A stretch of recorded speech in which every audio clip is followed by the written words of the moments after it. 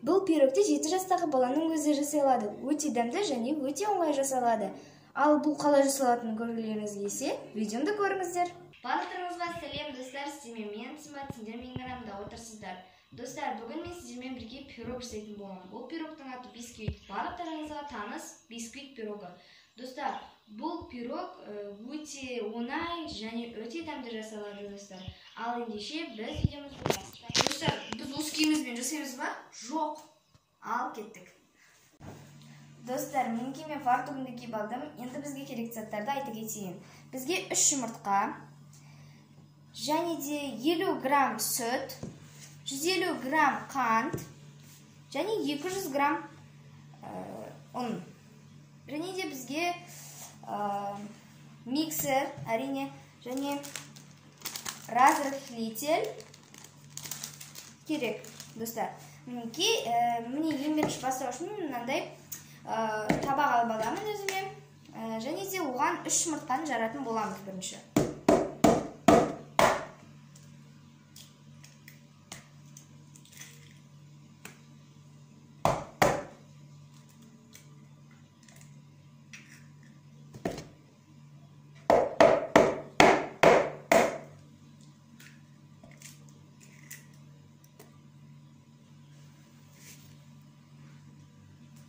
Достар, біз жұмыртқаны жарып болғаннан кейін оны миксерлайтын боламыз, және миксерлеп жатқан кезде біз қантты арасына қосып отыратын боламыз.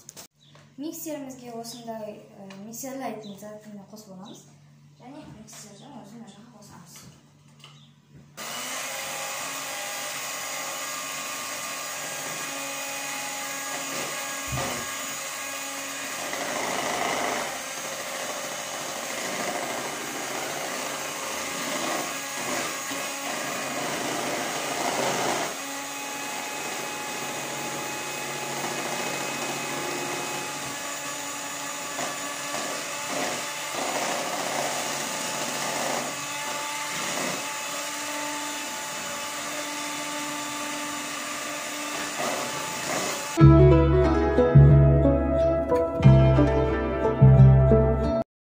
Енді біз достар миксерлеп болғаннан кейін біз сүтті қосатын боламыз.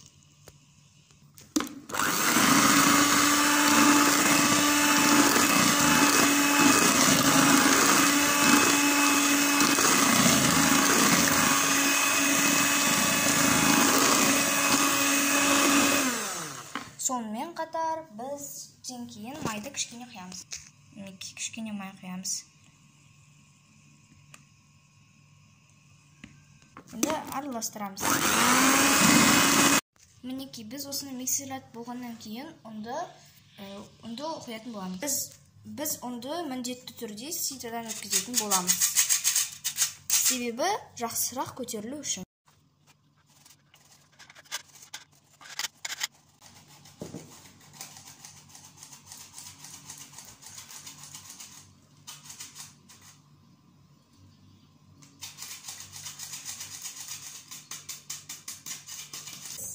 Ұнды ситадан өткізіп алдық.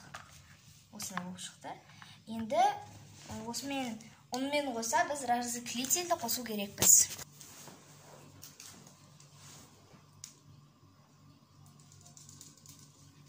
Кішкене разрыхлитель қосамыз.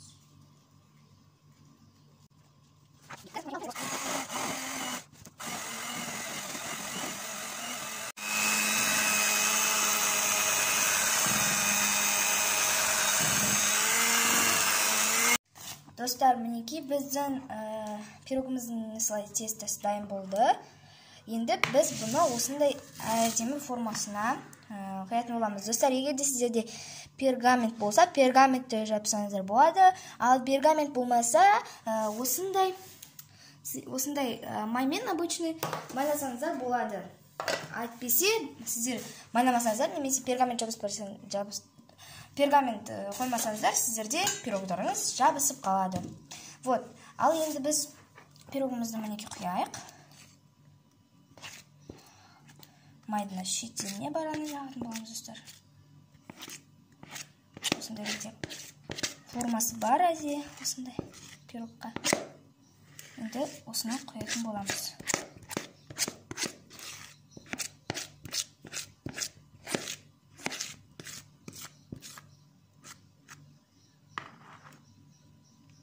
мінекей.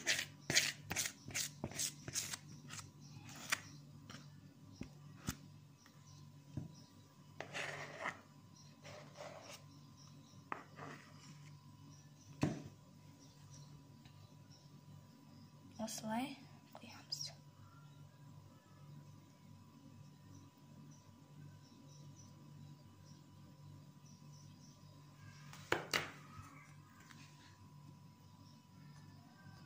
Достар, біздің пирогымыз осылай шықты мінекей. Енді духовканы ашамыз, қосамыз, әрине қоямыз. Градусын біз 180-ге қоямыз. Міне, мынаны жаққа.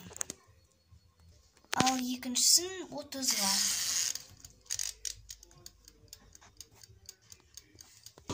Біздің пирогымыз дайын болған кезде сіздерге көрсетемін.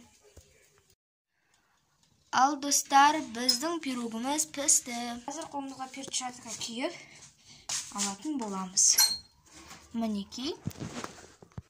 Міне, достар, бізде осындай өте күшті пирог көп шығады.